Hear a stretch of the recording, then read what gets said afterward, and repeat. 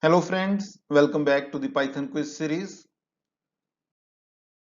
10 parts of this series have already been published and this is the 11th part covering user defined functions with questions worth 30 marks, and here we are covering defining functions, function header, function body, return statement, function calls, parameters and arguments which can be positional, default and keyword arguments.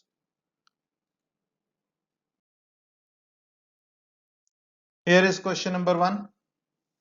Find out which keyword is used to define a function.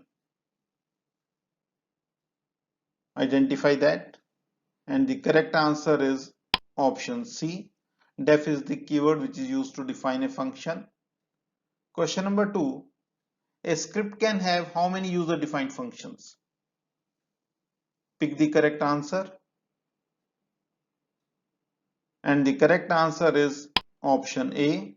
If a script can have 0 or more user defined functions. Question number 3. Which of the following items are optional in a function header? Find out which items are optional, and the correct answer is the parameters. Parameters are optional in a function header. Then, which of the following items are mandatory in a function header? Find out which items are compulsory. And the answer is option A and option C. Function name is compulsory and keyword def is also compulsory in a function header. Question number 5. If a function is there without any return statement, then what will it return? An arbitrary value, 0, null or none? And the correct answer is option D, none. Question number 6. A function can have how many return statements? 1, 2, 0 or more, 1 or more. And the correct option is option C. A function can have 0 or more return statements. Question number 7. How many values can be returned by a return statement? A single return statement can return how many values? 1, 2, 0 or more, 1 or more. And the correct option is option A. A return statement returns one value. Question number 8. A function body must have at least how many statements? And the correct option is 1. A function body must have at least one statement. Question number 9. Identify the correct output generated by the given code. Take your time. And the correct output is given in option A. Question number 10. Again, identify the correct output generated by the given code. And the correct option is again option A. Question number 11. Identify the invalid function headers from the ones given below.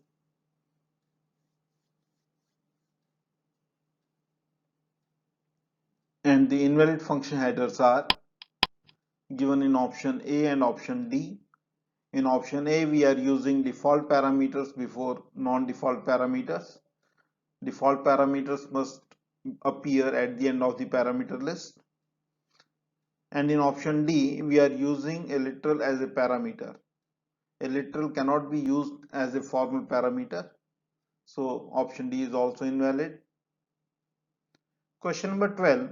Identify the invalid function calls for the following function. A function is given and 4 function calls are given. You have to identify the invalid calls for the given function. And the correct option is option D.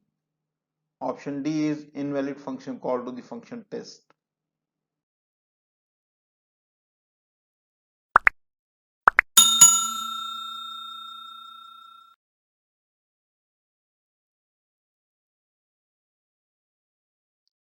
Question number 13. Identify the invalid function calls for the given function. Again, a function is given.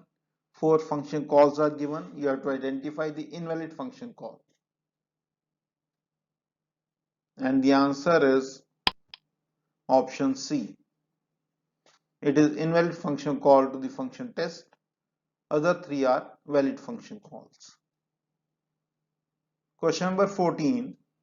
Again, identify the invalid function calls for the following function. A function is given, 4 calls are given. Identify the invalid function calls. And the correct option is option A, B and option C. All these are invalid function calls to the given function.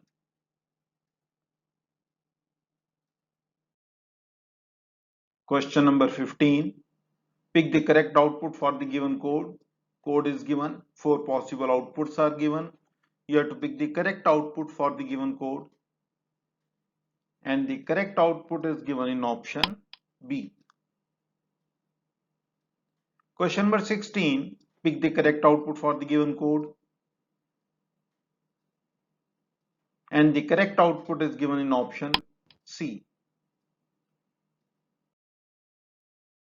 Question number 17. Again, a code is given and you have to pick the correct output from the ones given below.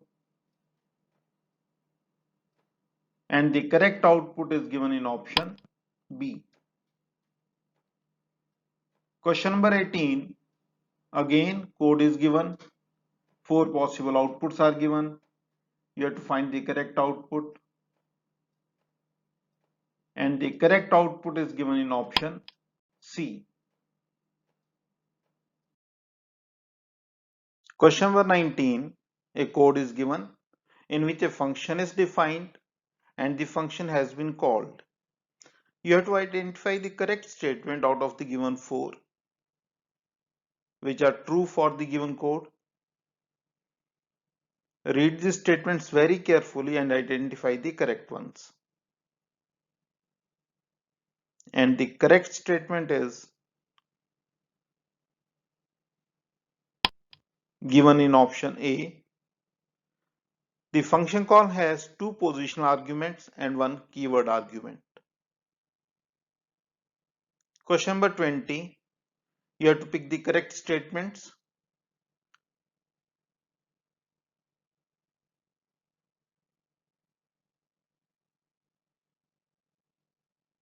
And the correct statements are given in option B and option C. Option B, global variables can be defined inside a function. Yes, these can be defined. Option C, keyword global can be used outside a function also. Yes, it can be used, although it is useless.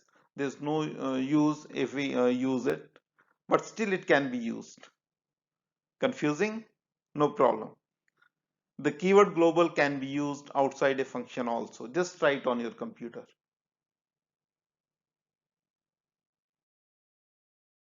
Question number 21.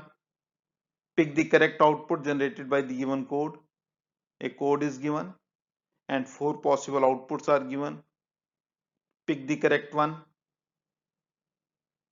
And the correct output is given in option C.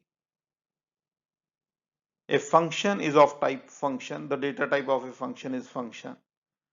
So the output is class function. Question number 22. Pick the correct output for the given code. See the code and pick the correct output. This time the correct output is given in option B, class none type. Now in question number 21, we check the data type of the function. In question number 22, we are checking the data type of the function call. So when we check the data type of a function, it is always function. When we check the data type of a function call, then it is always the data type of the value which is returned by the function. As this function is not returning any value, so automatically it will return none. So its type is none type.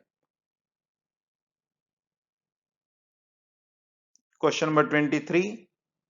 Again, A code is given and you have to pick the correct output, and this time the correct output is again option B, because it is a blank return statement. So again the function will return none, so its data type is class none type. Question number 24. Pick the correct output for the given code. Again a function is given and we are checking the data type of the function call, and the data type of the function call is int, as the function is returning an integer value. Question number 25. Pick the correct output generated by the given code. Again a code is given and you have to pick the correct output. This time don't commit any mistake. It is very easy, and the correct output is option C, as the function is returning a list, so its data type is list. Question number 26. Pick the correct output for the given code. This time see what the function is returning, and its data type is tuple, as the function is returning a tuple. Question number 27. A code is given and you have to find the output. Just write the output in your notebook and then tell it with the correct output. I will just show you the correct output, and the correct output is this one. Question number 28. Again a code is given and you have to find the correct output for this code.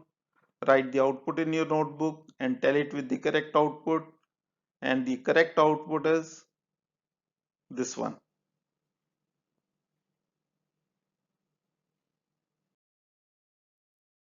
Question number 29. Again a code is given and you have to find the output, and output of this code is this one. Question number 30. Again a code is given and you have to find the output, and the correct output is this one. I hope you found the correct output.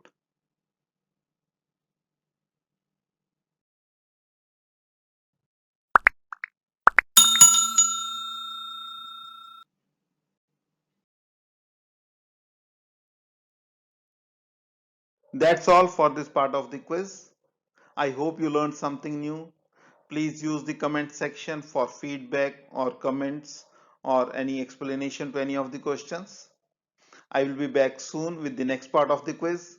Till then, bye bye. Happy learning.